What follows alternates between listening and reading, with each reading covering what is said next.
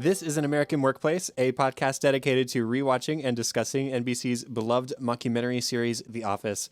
My name is Chad Hopkins, and joining me, as always, for our 100th episode is my good friend and co-host, Katie White. Katie, how are you doing? You know, Chad, I'm great, except for whatever reason, when you read that header right there for the 100th time, it sounded wrong to me for some reason. I mean, I went a little off script, but I mean... But you didn't, though. It was the rewatching and discussing bit, and I was like, that's not what we've always said, and it's what we've literally always said. So, yeah, 100 episodes, and here we are. It's exciting, as we're, about halfway through season 9? Yeah, I was about to say through the show, I was like, Katie, are you okay? We're way past that. Way past that. That was like 100 episodes ago. Yeah. Yeah. No, we're, about halfway through season 9. I don't know. It's really neat. We were just discussing before we hit record that I guess that means about 50 a year with 2 weeks of missing. So, or just doing life things. So it feels good to be somewhat on track here and wrapping up here pretty soon. So everybody knows where we stand. We're at 100 episodes. I just refreshed the stats on our podcast metrics tracking page. We have, from all of you lovely listeners, 961,000, approaching 962,000 total downloads, which is mind-boggling. We're hopefully, fingers crossed, going to reach 1 million before we even wrap this whole thing. And then it's out there for everybody to keep listening to. And I am so humbled by that. To reach the end of a creative project like this, I never expected and I say this humbly, the level of success that we have gotten from this show. And it's because Office fans are the best, and all of you, our listeners, are the best. So thank you for 100 episodes now of talking about the best TV show out there. Yeah, I can agree that this is not at all what we thought the listenership would be, which is really cool. I don't know what I thought the listenership would be. This is my first podcast. Chad's done other ones, but man, this is cool. Well, it's really funny. Just a glimpse into what happened. So looking at our first few months of doing the show, we launched in August, late July of 2017. We got a few thousand downloads up to January of 2018. By that point, we had reached 5,000 downloads. And all of a sudden, in February, we jumped up to 22,000, and it is spiraled out of control since then. Last month, we had our largest number of downloads in a single month ever. And it just blows my mind that, again, Office fans are the best. So thank you once again. That is 100 episodes of podcast. That is 110 hours of podcast, in case you were curious, with an average duration of 1 hour and 4 minutes, the kind of stats that our site provides for us. I was going to say, did you come up with that yourself? Oh, yeah, I did the math. I crunched all the numbers. Anyways, all that to say, once again, thank you all. We're so glad to be still talking about this show, and sad to be wrapping up, but happy to be coming to the end of such an endeavor. Well, let's add another hour on to our log here by discussing a couple more episodes. But before we get to that, we have some people to thank. We have emails from Melanie, from Aiden, Evan, and Ron. We also have a Facebook post recommending the podcast from Sarah, and a new Apple podcast review from a name I will not even begin to pronounce. It is a random string of consonants that begins with the letter M. So thank you. I'm going to call you M. Thanks, M. And lots of Twitter interaction this week as well from Karen, Eddie, Michelle, Columbia America 76, Marta, Nate, Mike, Fat Irishman, Angel, Telegom 13, and Braden. We love talking with people on our favorite platform, which is Twitter. So if you're not on Twitter, get out there just to talk with us about The Office. We'd love that. What is Facebook? I don't... A place where I sometimes post the podcast to... Well, that... Honestly, Facebook is how we exploded in the first place. So thank you to Facebook. But, true. Thanks, Facebook. I'm not bashing Facebook. I just don't post on Facebook much. But yes, Twitter. Okay. Moving into our first episode of discussion, Lice. Lice aired January 10th, 2013, directed by Rodman Flunder and written by Nikki Schwartz-Wright. Pam, no judgment, has been taking a bit of a trip on the struggle bus now that Jim is spending a few days a week in Philadelphia with his new business. And things get worse when Cece gets lice, and they get even worse when Pam accidentally infects the office with them. And the others, understandably, blame Meredith, more or less expected. And Pam struggles between telling the truth or keeping the easy scapegoat. The judgment on Meredith actually starts at the very beginning when Pam comes in looking really rough and Erin greets her thinking that she's Meredith. So Pam is not doing so hot. She doesn't want to tell Jim, though, that she's exhausted, and she absolutely is. I'm sure that raising two kids, especially when like mom and dad leave for the same time at work every day together, that helps a whole lot having the same schedule. And now Jim is gone. He's in Philly in this big meeting. So she's been doing everything by herself for a while now, and she's just pooped. And now there's the whole Lice thing. But she doesn't want to bother Jim about it because he has this big, huge meeting today. And Jim is just doing great. Jim is playing ball with his like childhood heroes.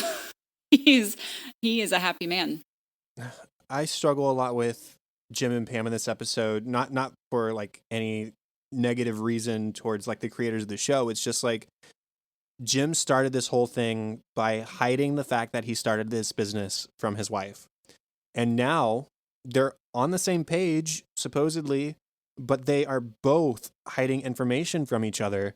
And I mean, when is that ever going to go well? Yep, they're trying to maybe hide to protect the other person from feeling upset or disappointed or jealous or nervous or whatever it might be. But that's not what relationships are about. Relationships are about honesty and openness and telling them everything, especially marriage, especially when you have kids. Like, you have to be honest with each other. You have to talk with each other. And here Pam is saying, he's under a lot of pressure, so I don't want to share this with him. And he's doing it for the family. And in that moment, I'm just not convinced that she's convinced. There might be situations where hiding the truth to protect someone is admirable, but in a relationship, like I said, especially in marriage, you deserve to receive full honesty from the other person, and neither of them are giving it to each other in this episode. Yeah, when she says, "Oh, he's under a lot of stress, he's doing it for the family," I just want to yell at her, "So are you. You are also under a lot of stress, and you are also doing it for the family. You are just as much a part of this, and you deserve happiness just as much as he does." I'm thankful for her for, supporting Jim and letting him do his thing, but she is not any less deserving of a good day than he is. So, yeah, Pam is hiding that her time is going pretty crappy, and Jim is hiding that his time is going pretty great because reasons. It just doesn't bode well for the future, I don't think. And that's not me projecting what's happening next in the next episode or anything. That's just me saying, this is a relationship and you have to talk or things aren't going to go well. Now, when it is discovered via Meredith scratching her head like an ape that Lice have broken into the rest of the office, people come down on Meredith pretty hard because, like I said, she is the easy scapegoat. In fact, Meredith buys the fact that she probably did do this, that this is probably her fault. She says, I know what I am. Nobody's taken Meredith Palmer to the opera to meet the queen. And she's right, but in this one circumstance, and she has a funny talking head about this later, in this one circumstance, it wasn't Meredith, it was Pam. Now, Pam is trying super hard to get people to leave Meredith alone because she knows that Meredith isn't the one who brought in the lice, but she just doesn't speak up and take the credit. And I don't want to be too hard on Pam for this because, one, like I said, Meredith is the easy scapegoat. She takes it in stride normally, and she knows what people think of her, and she's okay with that. She's accepted that part of herself. And two, Pam was literally on her way to tell Meredith that it was her when, here's the big thing that happens, she finds Meredith shaving her head. So she tried, and then after that point, it was understandably difficult to fess up because then you feel responsible for what Meredith did to herself. I mean, honestly, if you ask me, what Pam should have done from the beginning is emailed everyone a warning. That's possibility number one, just saying, hey, by the way, Cece had lice. I want to let you know in case something happens ahead of time, like Phyllis used to do whenever she went on a new medication and it gave her gas or whatever. It's a courtesy thing. Or even better, take the day off, get some rest, make sure you're clean. I mean, talk about the cold open. I don't think we need to mention it in funny moments because it's really not that funny. Jim takes a day off for simply biting his lip a few times. I think Pam can afford to take a day off because things are crazy and life is hard and you deserve that mental rest and rest in general. So there are a couple other options, but given the circumstances, I do think Pam tried her best with what happened. And then to make matters worse, she doesn't even get to tell anyone that she has lice or that she brought the lice to the office. Pam's mom accidentally tells everyone. It's assumed that her mom is babysitting the kids. And Pam, she has mayonnaise all over her hands, and her mom calls, so she answers it on speakerphone. And oops, her mom tells everyone on speakerphone that Cece has lice. And so now everyone's just peeved with Pam because, yes, she not only brought in lice, but she also, it seems like, blame Meredith, even though she didn't vocally do that, but she didn't not blame Meredith. And so Meredith is really mad and bald. And Pam's just so tired, and she doesn't really know what to do now. Meredith, though, kind of awesome in this episode. Yeah. I feel badly for her because everybody's so cruel to her. Angela says this is an office, not one of your beanbag orgies. Oscar talks about washing his hands 6 times a day and using toilet seat covers even when he pees, but none of that is protection enough, not when it comes to Meredith. And so I admire Meredith's defiance in the face of everyone's criticisms, her acceptance of potential responsibility. Like she says, you know, I'm not going to say what she says because it's gross, but she says, yeah, this could have happened. I think this happened. And then her boldness at taking such a drastic, yes, but effective course of retaliation against the lice. I mean, she shows him who's boss for sure. I got no hair to chow down in anymore, so suck it, lice. Or not suck it, I guess. The opposite of that. I admire Meredith. And then to top it off, when she sees how miserable Pam is now that everybody has turned against her, she says, you know, mistakes happen. I get it. This is me most of the time. Let's go grab a beer. You're paying for it, but I will gladly hang out with you and sing some Cyndi Lauper. And they do. And it looks like they have a great time. And it's a really needed break for Pam. Meredith says, let your mom take care of the kids a little while longer. Come out with me. And it seems like Pam probably hasn't gotten to socialize much recently, especially since Jim's been away. And just nice to hang out with someone who's above, 3 years old, even if it is Meredith. We do have a bit of a Val and Daryl storyline here. So Daryl, who has not been offered a job in Philly officially, he has not interviewed for a job in Philly. He is so sure that he's going to be working in Philly that he convinces Val to break up with him.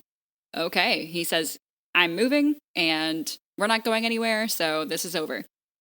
This is the same relationship that was so sweet up until right now. It was a really nice relationship from all appearances anyway, and I don't know. I always liked them, but Daryl's moving up and on.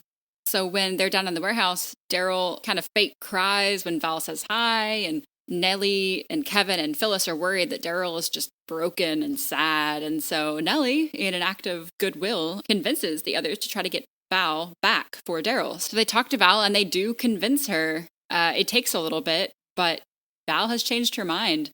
And I think it's so interesting. Like Daryl's whole switch here on Val, he was so into her for so long and he pursued her even when she was dating someone else. And now he's just so flippant about her, and curious as to what you think happened there. I'm not sure what happened. He says things were going nowhere. So I don't know what, I think there's a couple different ways you could interpret that. Maybe things are going nowhere sexually. I thought she was cute, but I don't want to marry her. It was a fun fling while it lasted. I mean, that kind of stuff, Yeah. But this whole thing just really feels kind of dirtbaggy to me. I mean, because listen, first off, he doesn't have the job. He still has to interview. This is the same cockiness that lost him the regional manager job when D'Angelo went brain dead. Mm-hmm. Like, hello, Daryl, this is the same thing you did last time. It's falsely earned confidence, even though Daryl's an awesome person most of the time. And so, like I said, it's dirtbaggy what he's doing to Val here, because if you want to break up with someone, break up. Don't make it seem like her idea and have her break up with you because of some made up reason. It's not because of possibly moving to Philly that he's doing this. It's because he said they were going nowhere. And I mean, I'd say thankfully, it comes back to slap him in the face when this strategy of tricking her into breaking up with him so then he can be sad about it to earn sympathy turns into what you told us about everybody else convincing Val to take him back, give it a chance. It's just the way he yucks things up and pretends he's so torn up about the breakup. He just does this to himself. And so it's kind of like, for me, a contained revenge story in my mind. Like, not real revenge, but just like Yeah, you got your comeuppance this time, Daryl. Like Yeah. that's what you get for trying to go about this the wrong way. Well, and it seems like Val also wasn't having her best moment because Kevin asked Val out now that she's single, and Val is not flattered. This is not one of her finer moments. She's just like, I don't know, I thought I could maybe kind of graduate guys from Daryl to someone, I don't know, quote unquote better than Daryl. And then she says, well, then Kevin asked me out. And it seems like that's sort of what changed her mind to go back to Daryl, like, oh, I'm actually not graduating, I'm demoting. And both, I don't know, this whole situation is kind of scummy between the two of them. It's just not, but they're back together. And Daryl is not happy. Erin is great in this episode. Yeah. She's intelligent and she's helpful. And when it's discovered that lice are in the office, she takes charge. She tells everyone exactly what to do to get rid of the lice because growing up in the foster care system, she has had lice 22 times. So it's obvious why she's an expert. Lots of things happen. I just love how she takes charge. But then to avoid being partnered with Creed for applying mayo to each other's head, she has Pete be her partner. And we've already talked about all kinds of things. I mean, we don't need to talk too much about them being really friendly with each other because we've done that. They're still having a lot of fun hanging out with each other. They like make designs in their hair and they pretend to sumo and they're just having a good time together.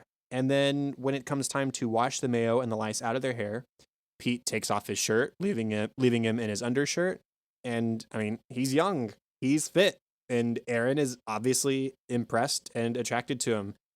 And they like smile at each other as they're rinsing each other's hair. It's a nice moment, but at the end of the day, Pete is looking for Erin. He asks Oscar, has she already left? And he says, oh, I guess so. And Pete looks a little disappointed and heads out, but then the camera turns and we see in the background Erin is just sort of hiding, which means, again, that Erin is being really responsible in this episode. She has discovered she has feelings for Pete, but she's still with Andy, even if Andy isn't currently with her. And she's loyal. So good for Erin on all counts in this episode. And there was a really nice foil here with Aaron gently washing his hair. It's kind of romantic and just, I don't know, very gentle. We get the big foil here with Angela and Oscar. They have been paired up to be lice buddies, and she is just slapping mayo on his head and just kind of just being overly aggressive on purpose. And when it comes time to rinse the mayo out, Angela bangs his head with the coffee maker and starts to waterboard him. I mean, it's the exact opposite of Pete and Aaron, which was a really nice touch, writer-wise. Right. She's still very aware of the situation. The blatant animosity and the sort of desire for revenge seem to be gone. But, I mean, it's not like she's accepted it. It's just an understanding of the fact that, yeah, things probably aren't going to change. So let's make sure my son and my cats don't get lice too. And we can bang up Oscar in the process. Exactly. As you said, our cold open wasn't terribly funny. It didn't paint Jim in a great light. Jim bites his lip 2 or 3 times in a row and just has had it and walks out. He's going home. So not terribly funny. So skipping that, Dwight has some nice lines in this episode. He detests lice. He says, of all the vermin in God's great green kingdom, lice are the ones I detest the most. My first day of school, I had lice and no one would play with me. For 15 years, they would call me freak and four eyes and sci-fi nerd and girl puncher. All because I had lice when I was 7. Lice do all of that. It's incredible. There's false equivalencies here all over the place. No, Chad, it was lice. Oh, okay, yes. I love when he learns that there's lice. He has just walked into the office with like a mug of coffee and he tosses it aside and he says, lock the doors, we're on full quarantine. He just tosses his coffee. Like, I wouldn't do that. Ever. And he reveals that he uses lice shampoo every morning, too. He really hates them. He also has a hazmat suit. For what it sounds like, this situation alone, pretty much. He says he uses it more than 4 times a year, so it makes sense to go ahead and buy it rather than rent. And he's just astounded that no one else has their own hazmat suits. I mean, how could you not have your own? So he sort of quarantines the office with the people who are lice-free and lice-ridden, and he can hang out with the lice-ridden ones because, again, he's protected. I could have sworn that Dwight's line about if you rent more than 4 times a year, it just makes sense to buy, was almost quoted verbatim from Michael about his sumo suit. And I looked, Yes. and it's not exactly the same, but Michael does make a comment in Weight Loss at the start of season 5 when he says, "I am so glad I bought instead of rented," because he uses the sumo suit for his Michael Klump character. So I thought it was a quote. It might be somewhere, but I couldn't find just through quick searches and office quotes anything completely similar. So that was the closest I could find, which was a little bit of a bummer because I thought that would have been a really funny connection. Yeah. But they each have suits that they have purchased for price saving. Dwight says, "I'm going to stay up here and fight.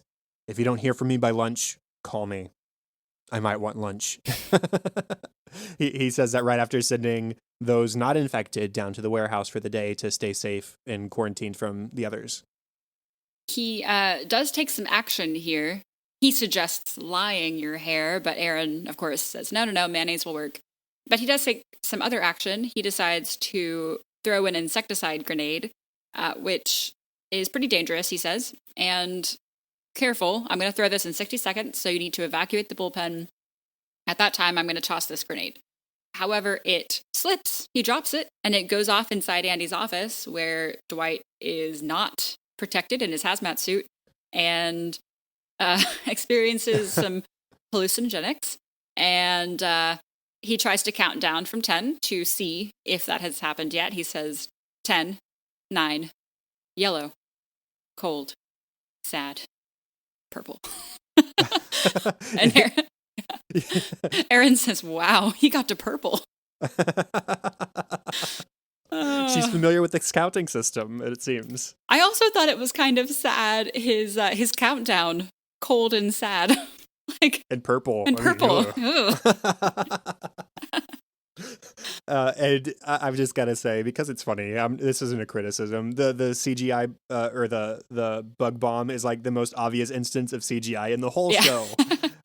Both that one in Andy's office and which is conveniently vacant for Dwight to utilize. Good for him. Yeah. And then also in his car at the very end of the episode, he says, "Lice, if you're watching, I'm ready for you anytime, anywhere." And then we get the other CGI explosion. It's just like, I think it's the most CGI shot of the whole show I can think of, aside from maybe a couple of green screens in like the Florida episodes with Aaron. Yeah, I think those were a bit more. I pay attention to those more, but this one was pretty obvious. Yeah, I mean, it doesn't bother me. Yeah, it's just like, oh, it's friendly. Yeah, okay, I get it. Yeah. Aaron, regarding Meredith's bald head, I love this so much. She says, "Okay, nobody panic. If everyone just follows my instructions, then nobody else needs to end up bald. Not that it looks bad, Meredith. It looks awesome. You look like you look like a baby who suddenly aged 50 years. A cute baby, but something sucked the life force out of it. I'm so sorry." It's so similar to her criticism of Pete's mustache a couple episodes ago. It's like, positive thing, but this. But positive thing, a great Cyclops for a great cause, but it lost its eye. You mentioned this moment, but I just want to read out the full quote because it's really funny. When Kevin asks Val out, he says, well, what do you say to you and me hitting the town? Because I'm free, literally forever. And she has the talking head. Yeah, Kevin asked me out. I was kind of feeling good about re-entering the dating pool, but then Kevin asked me out. Thought I might trade up to a new level of man. Then Kevin asked me out. So it's just like, yeah, this, but Kevin asked me out. This, but Kevin asked me out. Like, it's so funny how just like straight-faced that talking head is. Oh, one more thing I meant to say about Erin that I forgot. I think it's so on brand for her and so sweet that she doesn't ever say she wants to kill or get rid of the lice. She says, like, pass away or fall asleep. And she calls them little buddies. Oh, yeah, there we are. Yeah, she's just, it's just so sweet. She talks about them like they're pets. Like, oh, well, they're just gonna pass away. They're going to the farm. Yeah, she's just so sweet. Meredith has obviously her couple of funny moments in this episode as well. When Pam is going to the store to get all the mayo, this is right after Meredith has shaved her head. She's really sympathetic and says, "Hey, can I get you anything special from the store?" Mary says, "Sure. A pack of Nicorette gum, which, is a popular way people try to quit smoking." And she says, as well as a pack of Cools cigarettes. So kind of defeating the purpose just a little bit there. What's the double nicotine? She also has the talking head where that I alluded to earlier. She says, "Who's the one who didn't bring Lice into the office? Meredith. Sure, I gave everybody pink eye once, and my ex keyed a few of their cars. And yeah, I BM'd in the shredder on New Year's, but I didn't bring the Lice in. That was all Pam. Like, yes, I did all these awful things to these people, but this time, just this one time." Okay, this is totally like a Katie and me, not an inside joke, but it's like a Texas Tech thing. This reminds me, it only just now reminded me of how Texas Tech like loves to brag about the fact that we beat UT back in 2008. Yep. Like it's like, now you may have beat us like 20 points this game, but remember in 2008 when we that one time. And like Michael Crabtree came out to that one game in like 2012. He was like, "Yeah, remember in 2008 when I helped y'all beat UT?" And oh, well, you're not going to beat them tonight. But something really disappointing about that whole thing is that I come from a UT family, and in 2008 I was a UT fan, so I didn't even get to enjoy it as a Tech fan. Anyway. And then you get to Tech and you don't get any wins at that point. So it's all bad. It's all bad.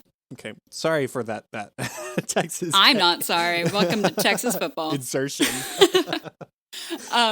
Phyllis here is feeling sorry for Daryl. She's feeling sad for Daryl with his recent breakup. Of course, he's milking it and isn't actually that sad. But Phyllis asks, "What's going to make you feel better? What can I do?" And Daryl, again, milking it, says, "Well, when I was a kid, my grandmother used to make me chocolate cake when I wasn't feeling good. Well, she's not around anymore to do that. I think I just need a moment to clear my head." And Kevin's trying to be helpful too. He says, "I think I need some hugs and maybe some chocolate cake." Of course, Phyllis is sitting there eating a chocolate muffin, and she says, "Oh, no, this won't help him. It's a muffin, not cake." Totally different. This won't. Yeah, this won't 100%. Do it. Kevin, just before that, also says, "Here, man, you need that more than me." And he hands Daryl his chocolate bar. That's a big deal. Yeah. And he gives he gives Daryl this awkward like bro hug with a simultaneous kiss on the cheek. Kind of. It's weird. It's really strange. And Daryl just Jim faces the camera like, what is happening to me? What is my life? He's trying. Kevin also, of course, they're in the warehouse, so he's fascinated with the baler, and we see him just shoving huge amounts of bubble wrap into the baler. And a warehouse worker walks past, and Kevin just says, "No, this is fine. We are allowed to do this. This is okay." And then later, the baler, of course, is now malfunctioning, and Kevin kind of nervously says, "Oh, I wonder what happened over there." I've been sitting here the whole time. It was you, my dude. This is a long time payoff because we've never seen what the baler does. Like we've never seen it in action, and we still don't really get to see it in action, but we see it operating. Like back in safety training, Daryl yelled at Michael about not going near it, and I mean it's just like a nice throwback to the baler exists, and the baler is dangerous, just like Daryl talked about. And you are not supposed to touch it. No, this is fine. We're allowed to do this. This is okay. After Daryl and Val get back together, they kiss, and Daryl sort of looks forlornly over Val's shoulder. We see Phyllis. It's the three of them standing together, and Phyllis is like waving her arms like 3 cheers for us, and Nellie gives a big dramatic bow, and Kevin is thrusting. Of course. What else would he be doing? But before that, when Nellie is trying to, and this is my last one, I think, when Nellie is trying to convince Val to get back together with Daryl, she gives Val some unsolicited advice about Val's hypothetical life that sounds a lot like things that could have happened in Nellie's actual life. She says, "Let me tell you what real life is like. The men dry up and the nights get lonely. The only calls on your machine are from collection agencies about that pair of motorcycle boots that you have never even worn. You stalk your old high school boyfriend online. You go to his daughter's soccer games and you make a scene. You buy a diamond ring for yourself, wear it on your right hand, and you tell yourself you're all you need. One day, you're alone, tired. At your feet, a dying bird. But where did it come from? Why did you kill it? Is it because in some strange way it is you?" Oh boy, Yikes. took a turn.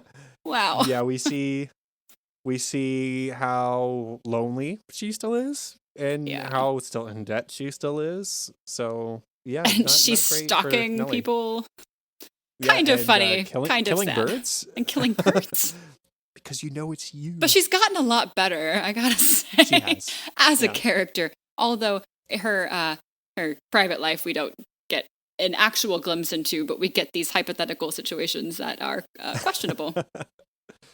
Just a couple more from me. Pete, when Aaron buddies with him to get away from Creed, he says, "Yeah, we promised each other if we ever got lice, we'd buddy up. Sorry, man." I just quick on his feet.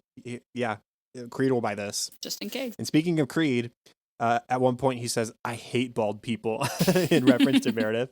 I mean, Creed, you're mostly bald, buddy. Sorry, Hate to break it. you're getting there. And then when Pam is the only person left for him to partner up with, he says, "Oh God, stuck with a weirdo." And then after that, when Pam has put the mayo on his head, she says, "Okay, it's my turn." And he says, "You know, I'm sorry, Pam. It just looks a little messy." And he walks away, leaving her to do it herself. And here's why I reveal that I hate mayonnaise. And the smell in this office this day, I could not have handled. Not okay.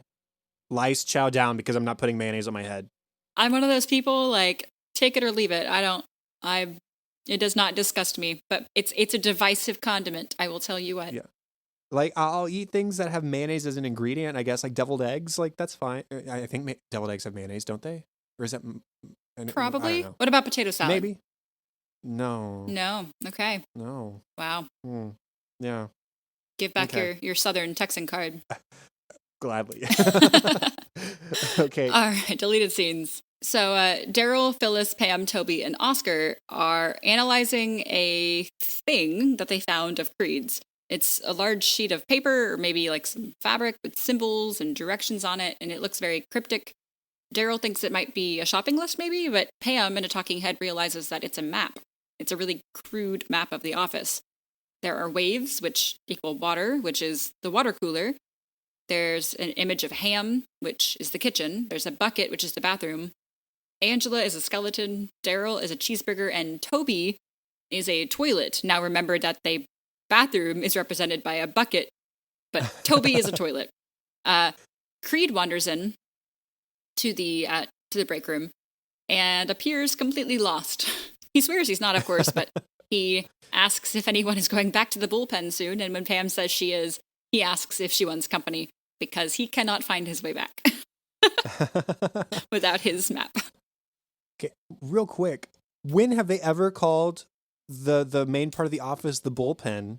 And all of a sudden they do it once in the episode and they do it once in the deleted scenes. Like, have they ever done that before? You know, I was wondering that because I couldn't remember if that's just something that like the fandom called it.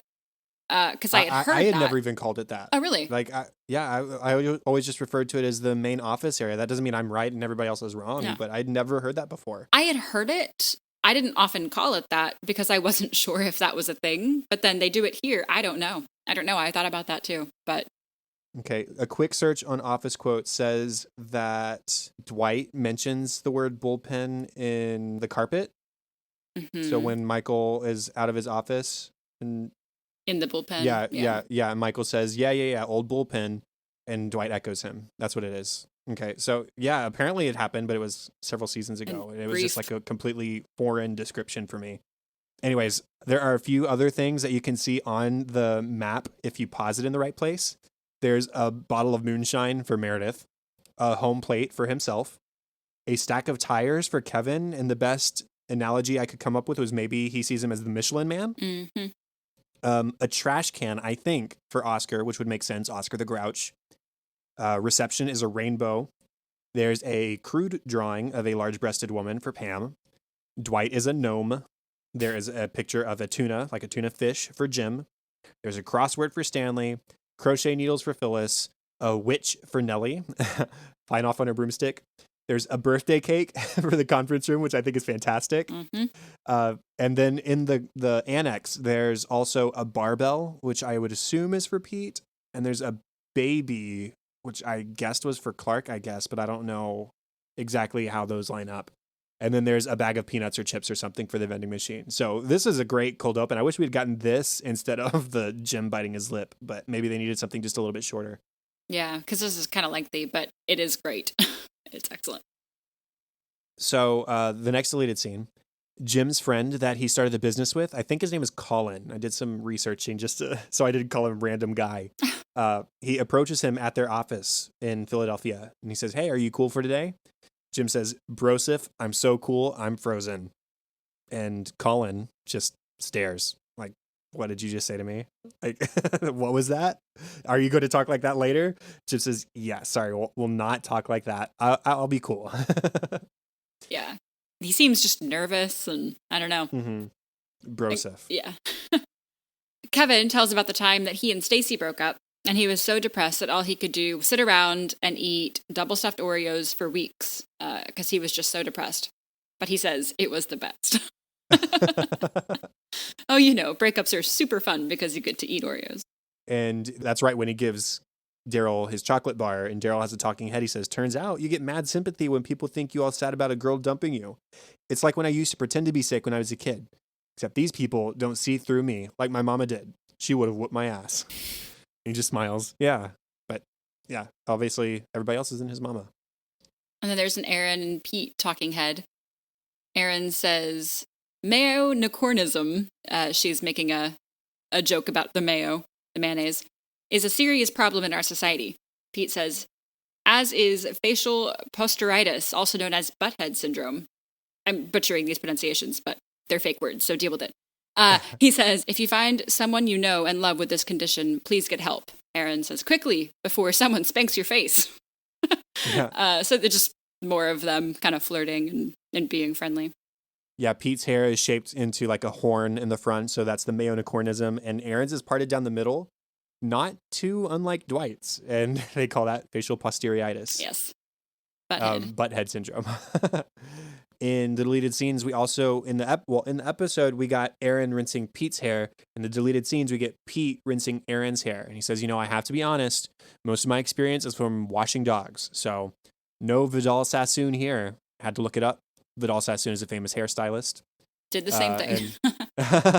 And they again just sort of smile at each other like they did in the episode as he rinses her hair. It's a nice moment, but obviously Vidal Sassoon is a pretty niche joke. Next, Angela is kind of jeering at Pam, calling her Typhoid Mary, calls her disgusting. And then we see Meredith just glaring at Pam through the window. So Pam is not very popular today. It seems even more so than Meredith was not popular. I think because just no one expected Pam to bring it in and then lie about it.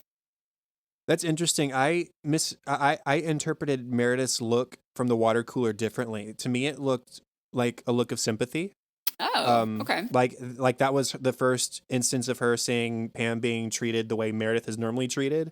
Yeah. So, I mean, I'm not saying I'm right and you're wrong. No. It's just up to interpretation, I guess. I need to look at it again. Yeah. Yeah. So the very last deleted scene, and I've got to be honest, everybody, we love deleted scenes. We love watching deleted scenes, and we love talking about deleted scenes. But some of these season 9 episodes have like 10 minutes of deleted scenes, and they take forever to take notes on. So we hope you appreciate these, but we appreciate that these 2 episodes have less than 8 minutes of deleted scenes. Because the thing about deleted scenes, because you haven't necessarily seen them, so we have to write down like word for words on them, and that just takes so long. We try to paint a picture in your head. Be an artist. Yeah. Paint this last one for us, Chad. Okay, so there's a talking head, and it's Kevin, Nellie, and Phyllis, and it's after Val and Daryl have gotten back together. And Phyllis says, I feel like that little baby, what's his name? He shoots you with the arrows. And Kevin speaks up and says, "Stewie." Yes, it's definitely Stewie. Yeah. Griffin, isn't it? Yeah, Stewie Griffin from Family Guy. And Nellie says, "I think Daryl owes a group of particularly astute upstairs a heartfelt apology." And Phyllis mocks him and says, "Yeah, stay away from the baler and be cool around Val." And Kevin says, "Well, I did mess up the baler." Nellie says, "No, it was probably on its last legs anyways." And Phyllis agrees. That's it. That's it. There's your picture. It's beautiful. Thank you. So we are moving past this episode and going on to the next one. It is titled Suit Warehouse. It aired on my birthday. Cool. January 17th of 2013. Was directed by Matt Sohn and written by Dan Greeny. Daryl finally heads to Philly with Pam to interview for athlete. Dwight and Clark, of course, who is fresh off his stay with Jan, fake a father-son relationship to make a sale with another father-son team. And the office gets an espresso machine that is put to heavy use on its first day. As it should. As it should, correct. Okay, so even though this episode is titled Suit Warehouse, I definitely don't think Dwight and Clark are the focus here. We can start with them, though. I just want to take a minute to talk about the cold open because it highlights Dwight and Jim again. So Dwight is excited about the prospect of being able to be one of the Schrupert brothers with Jim again to tackle this family-owned suit business. He tells us about their history together of pretending to be brothers in order to to get sales with family businesses. They've had a lot of success with this. And so he calls Jim within seconds of receiving the news of the account being available from David Wallace. Jim, after they've gone back and forth a little bit, hangs up on him because obviously he's busy in Philadelphia. He can't do this. And so Dwight pretends that Jim said that Dwight was better than him and accidentally Freudian slips and I love you into the goodbye. Like he makes it clear to everybody in the office that he's talking to Jim. And then at the very end, he, quote, accidentally says, I love you. And I mean, we don't need to belabor this point because we've talked about it a lot, but they're buddies. I love it. They clearly had good times before as the Schrupert brothers, but this would have been the first time to go out like this as like friends and their newly minted friendships from the Florida storyline in season 8. So I love that. Mm-hmm. But alas, Jim is not there to do this thing with him. So it has been noted that Clark does not look terribly dissimilar from Dwight. So, he will be my son, I will be his father, and we will tackle this father-son team. And they head to this suit warehouse, and they play all buddy-buddy, best friend, father-son duo, and it comes out that actually the father of this buying duo, he and his son don't get along terribly well. Oh, and the son is the boss, not the father. So it changes their whole dynamic, and Dwight, who up until that point had taken great pleasure in dissing Clark once he learned that the buyer didn't get along with his son, Clark starts to get really annoyed, and oh yes, the son of the buyer is the boss. So now Clark has a great opportunity to make this sale, which is his first chance to really do so, especially since getting back from Jan, which was a totally different kind of sale.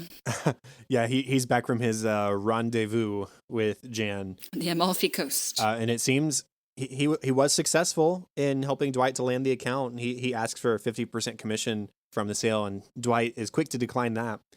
So after dedicating himself fully to the White Pages acquisition, well put, he still wants to get into sales, and so he is happy to go with Dwight. But Dwight reveals the flaw in this approach to making sales. Even if it had been Jim, when you try to make up a way to identify with the customer, you might misread things and things go south. And so, yeah, Dwight majorly misreads the situation. Clark is obviously more committed to the sale than the act they put on, which is the opposite for Dwight at first. Really, the biggest thing to talk about with this part of the episode is that it shows that Dwight is now open to change, when if this had happened a few seasons ago, maybe even 2 seasons ago, I don't think it would have happened like this, because Dwight wouldn't have been willing to, I don't want to say bend to Clark's will, but you know what I mean when I do say that. It's change his tactic. Your way is obviously working. Yeah, you changed your tactic. Your way is working. I accept that. I will go with it. Yes, I'll buy you a suit. Yes, I'll buy me a suit because it looks good. Cool. And so Dwight, again, showing how he has progressed through the course of the show. He's friends with Jim now, and he's open to change. Mm-hmm. So maybe moving on to the bulk of the episode here, Daryl, who, as I said, has his interview in Philly with Athlete. Pam decides to come with him. She has this great line when Daryl suggests that she come. She says, haha, that'd be great. Kind of like ditching school, except instead of getting suspended, you'd get...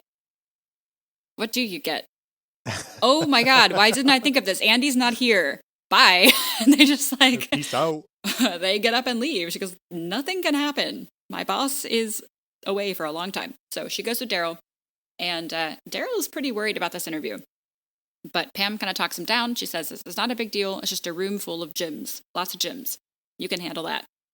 And it starts off rough. When they both walk into Athlete, I mean, it's a bigger operation than either of them.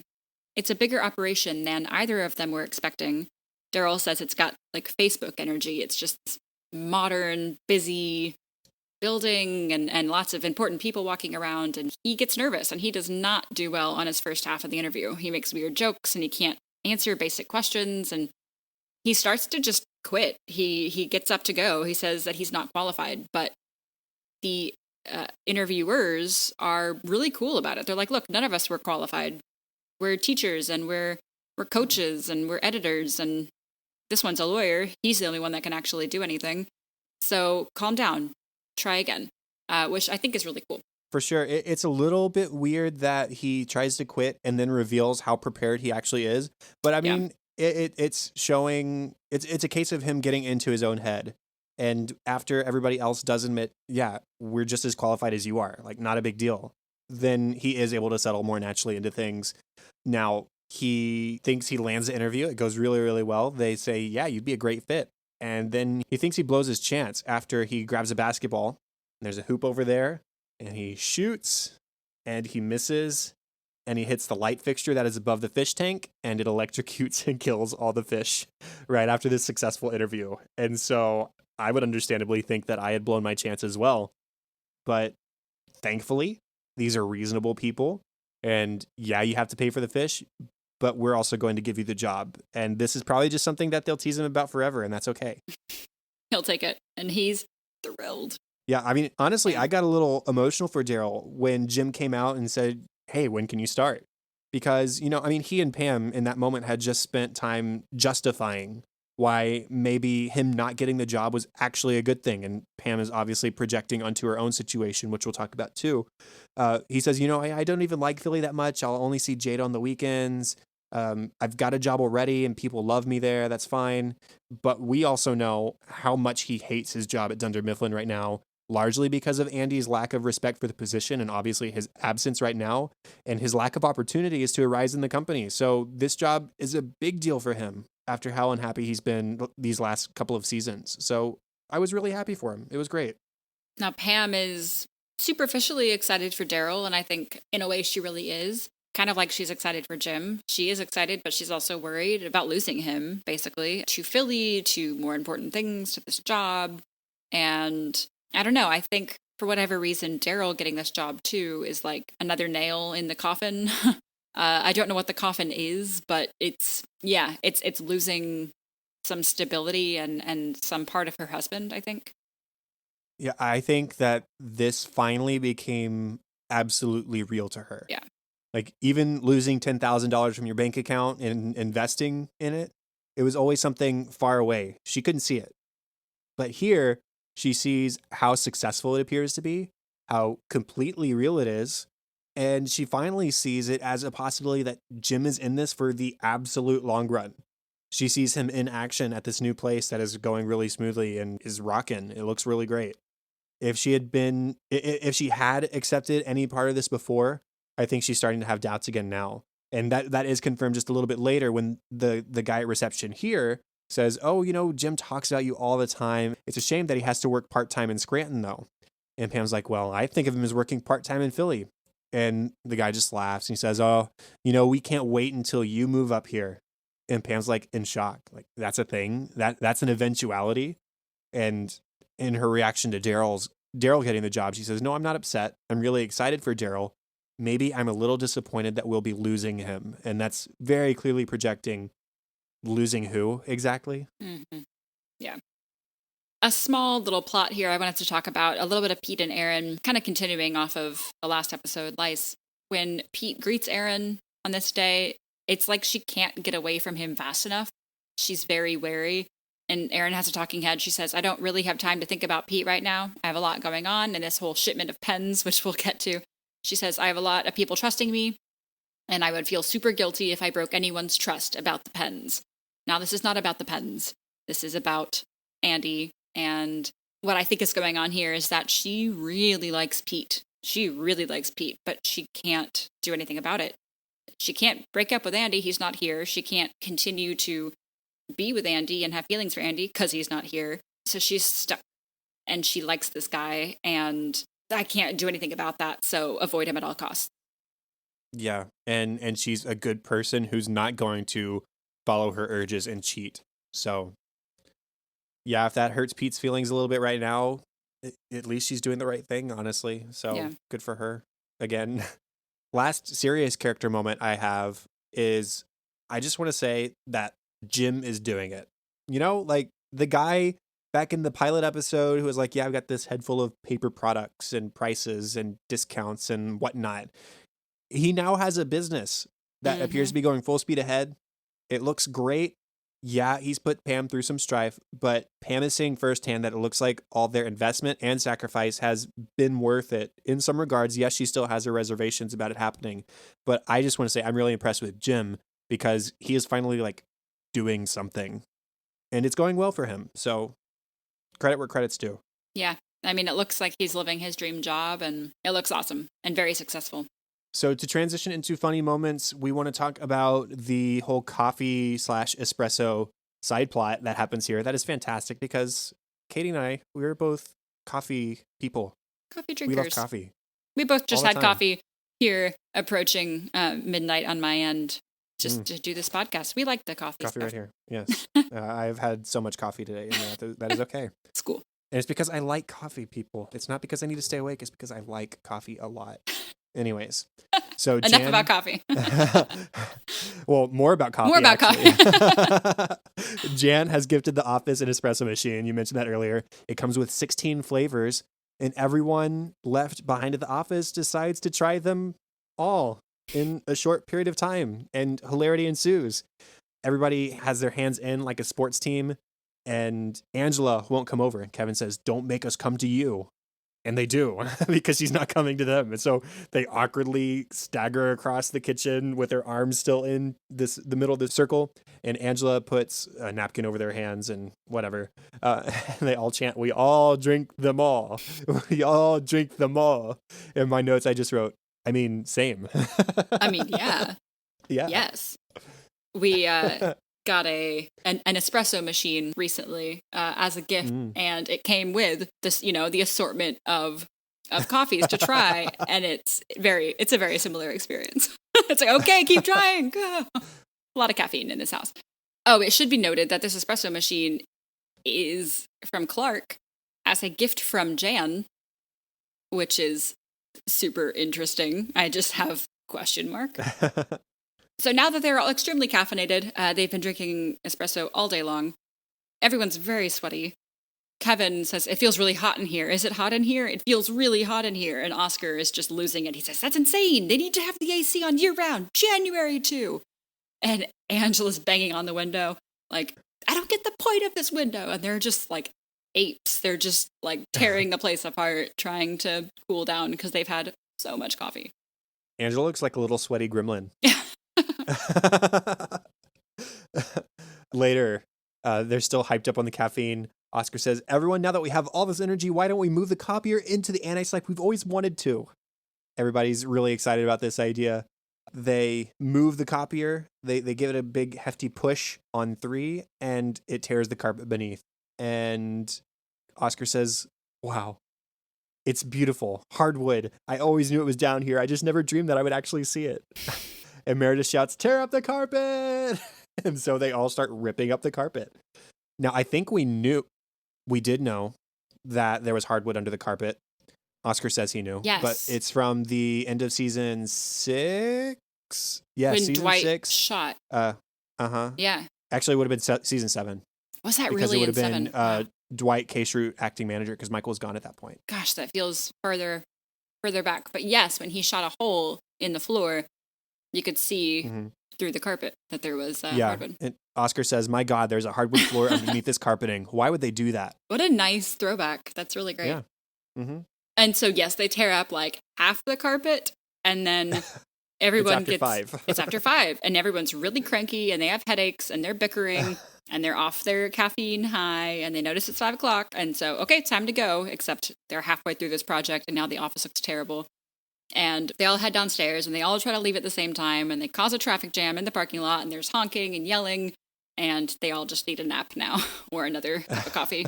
I vote another cup of coffee. Yes, please. We mentioned the cold open a little bit, but I'm going to go into it in the comedy aspect of it. We get some flashbacks of what Jim and Dwight used to be when they were brothers. We see them leaving a law firm in slicked back, greasy hair, and we see them leaving a construction business wearing flannel, a motorcycle store in all leather. And as you mentioned, their names were Jim and Dwight Schrupert. Dwight says he was the dynamic, likable winner that was doted upon by their mother, and Jim was the closeted foot fetishist pretending to belong. I have a feeling that was Dwight's idea. Yeah, probably. He says they didn't know about it, but I knew it. Pam, talking to Daryl on the way to Philadelphia, says, well, you shouldn't be nervous about this. This is a tiny startup with a bunch of guys just as dorky as Jim. Daryl says, yeah, I guess. Pam says, really, you can't be scared of a room full of Jims. I love the guy, but he's basically Gumby with hair. Gumby, that's a throwback. That is a throwback. I mentioned this Aaron pen thing earlier, and I love this line. So Pam, on her way out, says, hey, Aaron, I'm going to Philly. I'm supposed to be getting a shipment of pens. Can you be in charge of that? And Aaron, what does that mean? Pam just says, okay, well, just make sure everything's in order. And Aaron kind of tries to ask, what are you asking me to do? But Pam just leaves without explaining. So Aaron's just sort of on deck all day waiting for these pens to come in. And when she finally does receive the shipment of pens, she's thrilled that she has them. And okay, but now what do I do with them? Do I take them out of the box? Do I leave them in the box? Of course, she's very caffeinated by this point. And so she decides to go ahead and unload them onto the shelves. And Pete and Kevin give her a hard time about being the new office administrator. And she freaks out. She says, no, that's not my job. That's not my job. And so she starts putting the pens back into the box. And she says, pens, you did not buy into this. I am so sorry. What a day you've had. And to wrap up this little pen line, when Pam and Daryl return to the office and see the torn up office carpet everywhere, Aaron's rushing out the door and Pam just asked her what happened. And Aaron says, you left me in charge of the pens, Pam. That's what happened. The pens happened. And Pam looks around, not seeing the pens, and asks, are the pens here? Where are they? But it's been a day, and Aaron needs to go. After Daryl has killed the fish, he is moping in the lobby area with Pam. She's trying to comfort him. She says they're the ones who put a fish tank next to a basketball hoop. It's like if I put a glass of milk on the edge of the table and Cece knocks it over, I don't blame Cece. Daryl says, so I'm like a 3-year-old girl in this scenario. Yeah, kind of, Daryl. A little bit. Half gross, half funny. Clark here discussing his time with Jan, which they don't get into much detail except that they were in the Amalfi Coast. And Clark thinks that women reach their sexual peak at whatever age Jan was last week. Because he says, it was like making love with a wild animal, but not a cougar like you might think. It was like a swarm of bees. Bees that just find something wrong with every hotel room. He's not my favorite, but he's really funny in that moment. Whatever age Jan was last week. This is right after he's entered the office, too. And he sees Meredith, who in this episode, remember, she's bald, everybody. She's wearing a wig. And that's part of the fun of the rest of the series, is that we see Meredith wearing a whole bunch of wigs. And this one is long and dark and haphazard and just a mess. And Clark says, what's with the wig, Meredith? She says, what? Is it on backwards? And she lifts it, revealing her bald head to Clark, and turns it. And it still looks really bad. But he says, nope, you got it. You fixed it. When Clark and Dwight are doing their father-son thing, Dwight starts making when he's sort of ragging on Clark, and he tells a story that Clark eats cat turds and whatever. And it starts to get really weird. And when they have a moment alone, Clark says, hey, so all of that really specific cat turd business, that was about you, right? That was from your childhood. And Dwight says, you got me. I used to collect them. And Clark says, why? Dwight says, each one is very different, like a snowflake. Yikes. Okay. I've never paid that close attention to cat turds. No, don't care to. No. Earlier in the episode, when Clark and Dwight are on good terms for the sales meeting. Dwight has picked up a picture of the businessmen, the father and son duo, hunting. They're in hunting gear. And so Dwight talks to him about hunting, and Clark says, oh, yeah, my dad is the best hunter there is. I mean, he's like a serial killer of animals. One time he snuck up behind a sleeping deer and just sawed its head right off. It was sick. Just like, you are clearly not you're not reading the room right here. This isn't going very well. Please stop. Stanley is bright-eyed and bushy-tailed after having several espressos, unlike how we usually see him, and he's in a good mood. And he says, so this is what 2 p.m. looks like around here. And he has a talking head. He says, I usually take a siesta about now, but not today. He's fine today. Sounds like the right amount. I love that talking head because it's just so straight to the fact, very plainly said, I usually take a siesta right about now. And that's it. That's the talking head. It's pretty great. Going way back to the cold open, which isn't really a cold open, but we'll call it that anyways. So Jim and Dwight are on the phone with each other, and Jim says, okay, so there's no possible way I can get there, so just ask Phyllis. She can be your older sister or something. Dwight says, Phyllis, my sister? More like my dead great-great-grandmother who died of stupidity. And Phyllis behind him says, I have ears, Dwight. Dwight says, oh, do you really have ears, Phyllis? Like all human beings? We all have ears. And he goes back to Jim. See what you leave me with here, Jim? Yeah, it was good. When Dwight is calling Jim in the cold open, as we'll call it, he says, I hope you've been paying your wig storage bills, Jimbo, because it's time for another episode of Handsome and Stinky, Paper Brothers for Hire, which I like. And unfortunately, Jim, he can't make it, as we said, because he's in Philly, but Dwight insists. He says, get in your car and drive down. You can be here in 30 minutes if you go 240 miles per hour. Jim asks how long it would take him if he went 300 miles per hour, and Dwight's calculating, and that's when Jim hangs up. And Dwight does the whole, okay, thank you. Yes, I am better than you. I love you. And yeah, everyone looks at him weird, but Jim's just sort of doing his mild pranking of like, what's that one it reminds me of? It's like when the apocalypse is going to happen, like, could it be 375 days? Yeah, it could be. Well, could it be 378 days? Yeah, it's a real possibility. That sounds very reasonable to me. Going back to the sales meeting with Clark and Dwight, this is at the point where Clark has convinced Dwight to buy him a suit, so he's trying it on. And so the son says, that's Italian silk, very comfortable, very tasteful, although expensive. Dwight says, yeah, you don't want Italian, you'll look like a mafia don. Next thing you know, you'll be doing life in Rikers Island. Clark says, well, that's better than looking like the Undertaker from Boring Island. Dwight says, that place doesn't exist. It's not a documented island. Haha, cartograph much? I've got one last one from Kevin. It's after his X number espresso. He tosses his cup to the ground and says, yes. And then he starts like powerlifting Angela like she's a dumbbell. He's like actually counting 1, 2. And meanwhile, Angela's protesting, hey, put me down. And Oscar's trying to help her. It's pretty good. So moving on to some deleted scenes. Again, not a million here, but several. In the conference room, everyone's on their phones doing various things. Again, on their smartphones, and Phyllis is trying to read a very detailed document off of her phone, which is taking some time and some effort. Daryl and Nellie are texting. Oscar's looking at pictures. Pam is looking at art supplies, but then her phone dies, and she looks up and it's 5:22. And she tells everyone that they can go home, but no one cares. They're just on their phones. So I guess this is how conference room meetings go these days when there's no one to run them. Yeah, I think this would have been a better cold open than Jim biting his lip and leaving, but either way. Next, we've got a Pete talking head. He says, yeah, I thought Aaron and I were becoming pretty good friends, but then suddenly, I don't know. I've been doing that thing where you go back and look at every comment you've made and try to figure out if you've said anything offensive.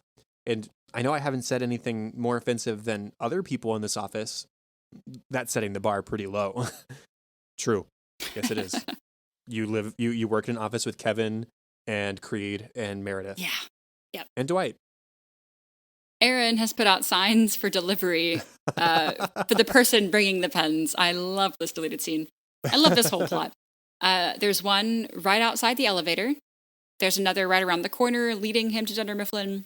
And when he gets there, she jumps out of her seat and demands to know, are these the pens? And he says, I don't know. I don't open the boxes.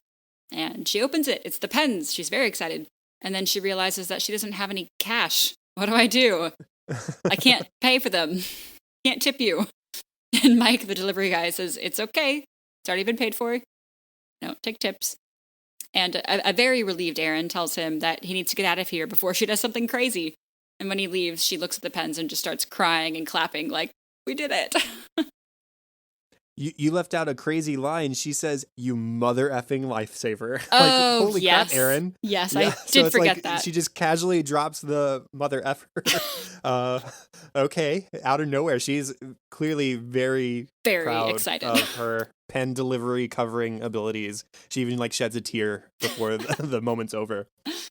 We get a subplot that's cut for good reason, because it kind of conflicts with something that happens in a future episode. Not a big deal.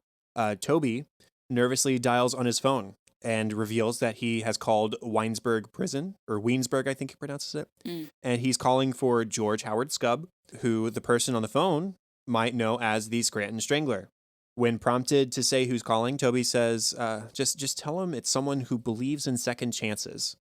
No, of course. Why would you forward such a cryptic message? And he says, it's Toby Flenderson, juror number 8, the one who held out for as long as he could before giving into pressure and sending him away for the rest of his life. Yeah, I'll hold.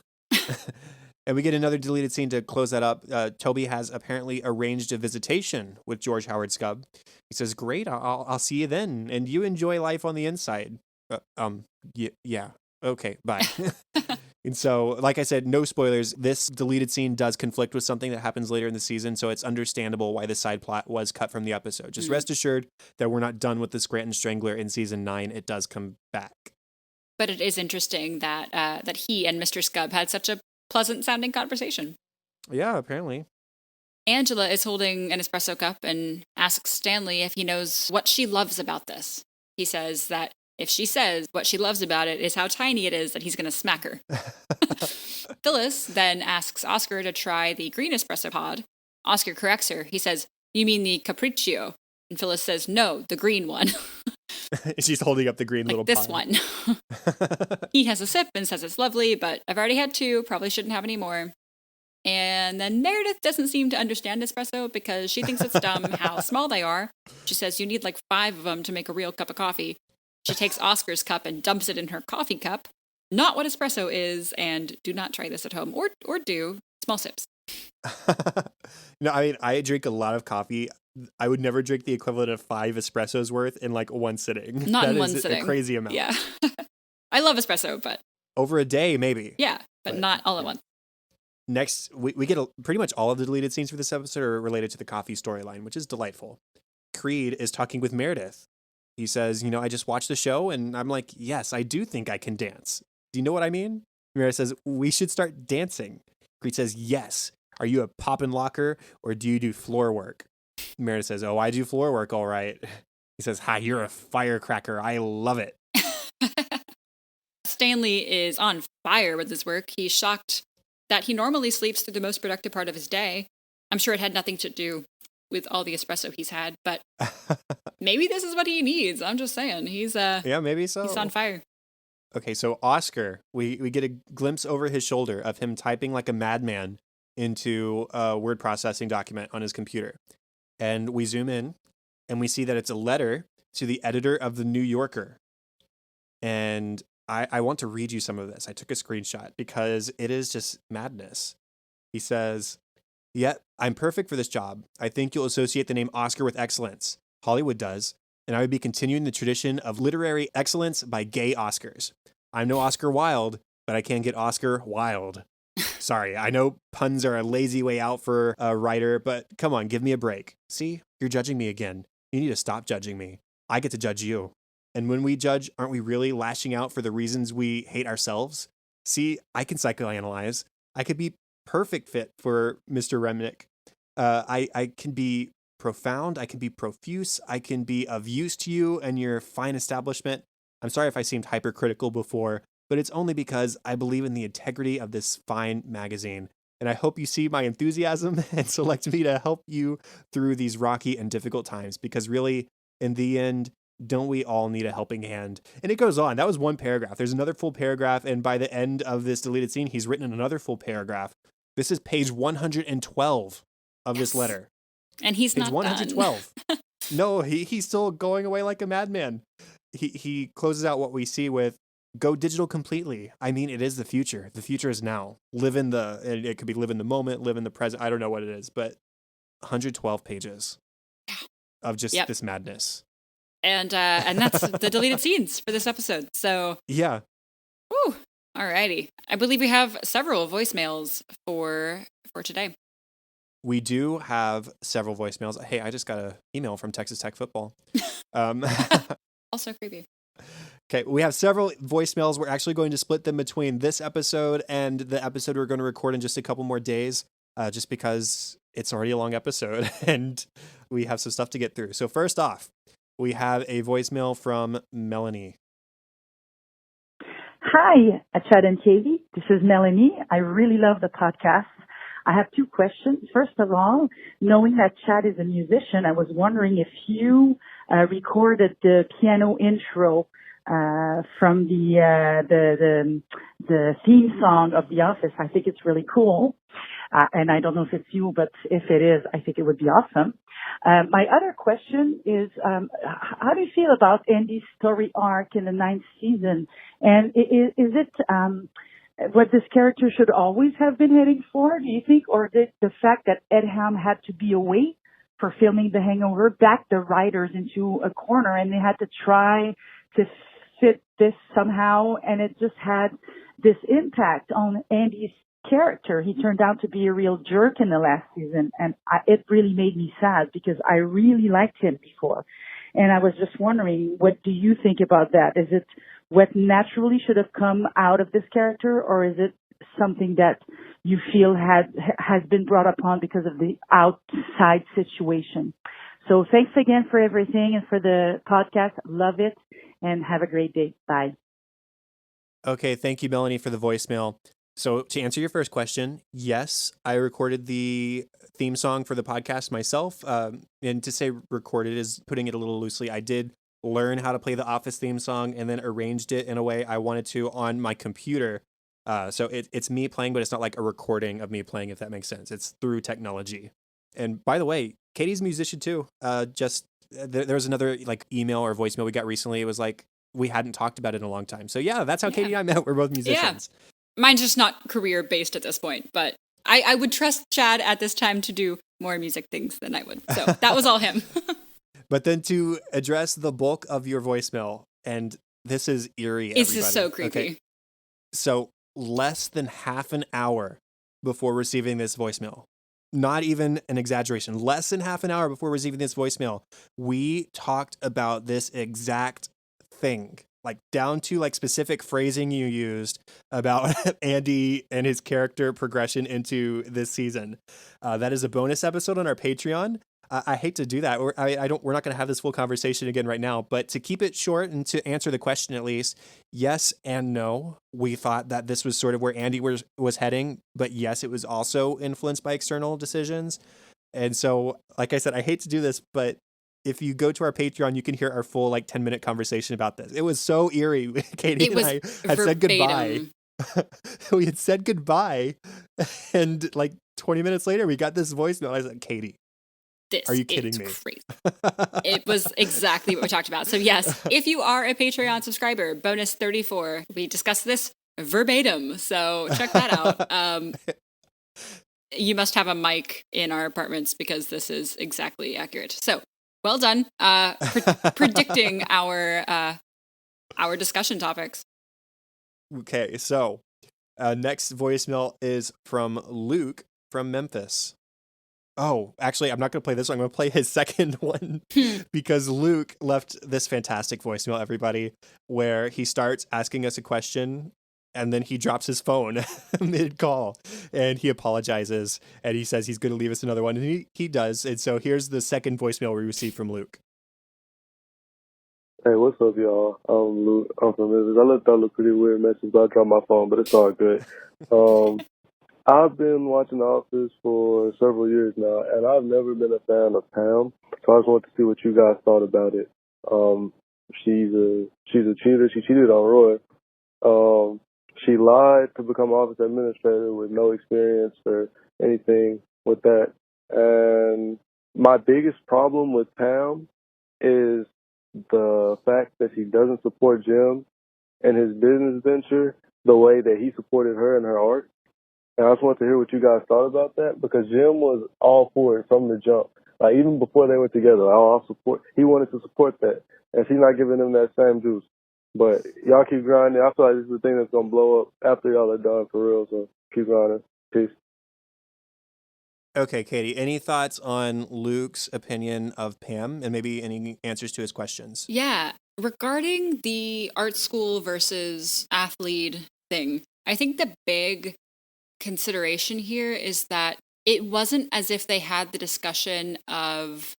I think I have two thoughts on this. One is, I don't think that they had the discussion of, should I do art school? No.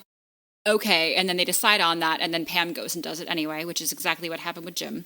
And second, they're not married at that point. And marriage is a team, and you've got to decide on stuff together, and they have a family, they have kids.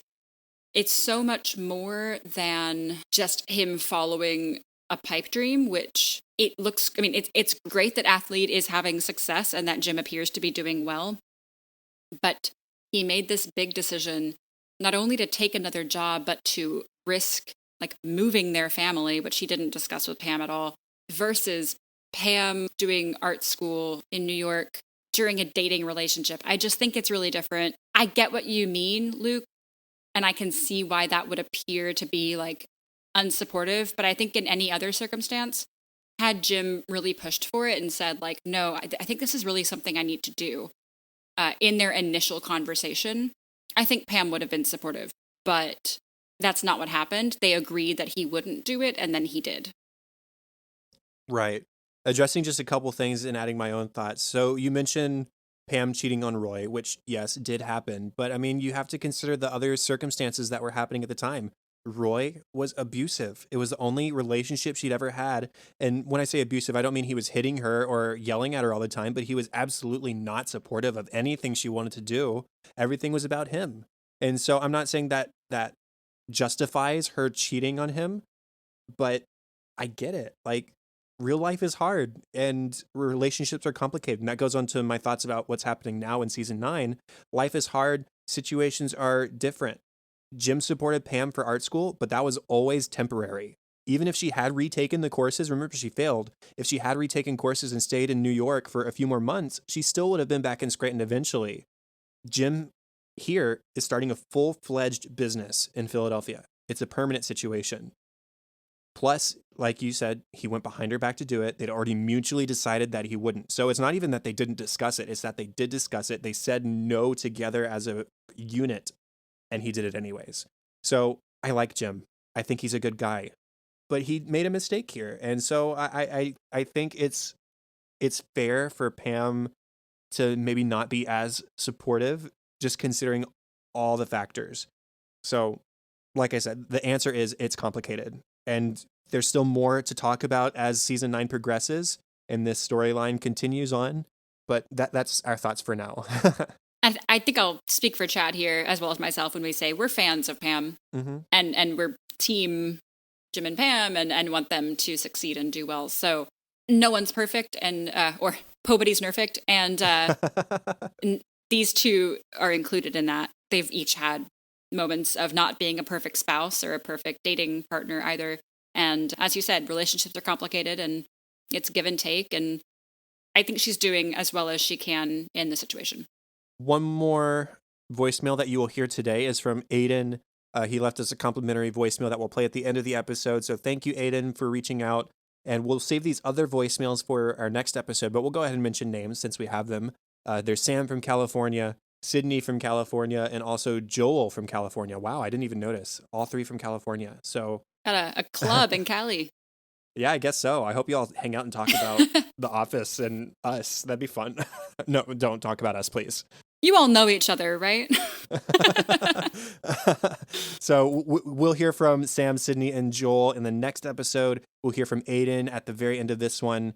and we're almost done with episode 100. And I know this episode is already running long, but I would say I have a surprise, but that makes it sound like I have something for everybody else. But this is a surprise for me. And since it's episode 100, I just want to talk about the Funko Pops that I had delivered that they arrived today, actually. And so, anyways, if you want to watch that happening, I don't know, I might even cut this from the audio episode, but it's on Twitch, me unboxing my Office Funkos, which I'm really excited to have. That's pretty fun. And not excited to find a space for. So, hey. With that, everybody, that is the end of episode 100, the end of the official 100th episode of An American Workplace. We have made it.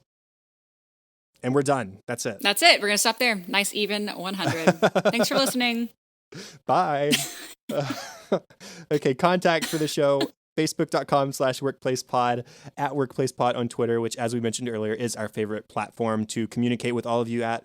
Please go over to Apple Podcasts, continue to rate, review, and subscribe. I've been watching the little ratings number, and it's ticked up a few in the last couple of days, which usually means that there are a couple of reviews upcoming, so hopefully we get those soon. We would also love if you emailed us. We're a little bit behind on responding to some emails. We'll do that soon. But if you have feedback for us or ideas or just want to say hi, you can email us workplacepod@gmail.com. And there is our voicemail line. You can call us to be heard on the show like you heard from a few of the other listeners today. All you have to do is dial 93-PRETS-DAY. That is 937-738-9329. And we would love to hear from you. Just make sure you say your name. You keep it short and sweet. Try and keep it under a minute so that we aren't taking up too much time. And yeah. You can find me on Twitter at KTLady623. Also occasionally on Facebook at facebook.com/katie.white. The best place to find me is at Chadadada on Twitter. That is CHADADADA. Also facebook.com/chad.hopkins. And there's my other podcast, Cinescope. You can hear that where podcasts can be found and at thecinescopepodcast.com. And all show notes and contact information for this show can be found at workplacepodcast.com. We've got a new Patreon supporter in Evan. Thank you so much, Evan, for your support, and to all of our patrons for their support. If you want to shout out on more of An American Workplace each week, including access to our discussion outline and notes, a logo sticker, bonus episodes, check out our Patreon page and pick the support level you think is worth it to you at patreon.com/workplacepod. And that is all for this week. Thank you once again for joining us as we watch one of our favorite shows, The Office, here on episode 100 of An American Workplace. That's it. Or you can make sure to join us in episode 101 for our discussion on the next two episodes of season 9, Customer Loyalty and Junior Salesman. Bye. Bye.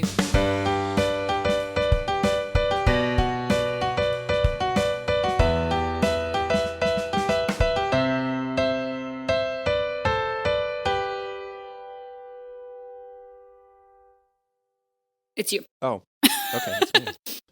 It's me. Go ahead. I did not have that number prepared either. I'm looking it up rapidly. Porque es muy rápido. See, Excellent looking up callback. the word, looking up the word lice on the episode called Lice is not helpful. That's tricky, yeah. Oh, and I'm not even on the wrong or the correct episode. So excellent. She has discovered that she has feelings. She has feelings for Pete. Feelings for feet. Phyllis is trying to read a detailed document off of her phone very difficultly. Oh my god. Sorry. We're fine. Okay. I just knocked over things, but it's fine. Michael Scott holding his world's best boss mug. Classic. It's been too long since we've mentioned Michael. Michael, yes. Michael. Nice to say the name. Michael. This is Aiden Roberts. I would like to say that I love your videos and I mean your podcast, and I really look forward to listening to your other podcast before the series ends. And Dwight Christmas, it's a really great podcast, whatever you would call it, and keep up your great work.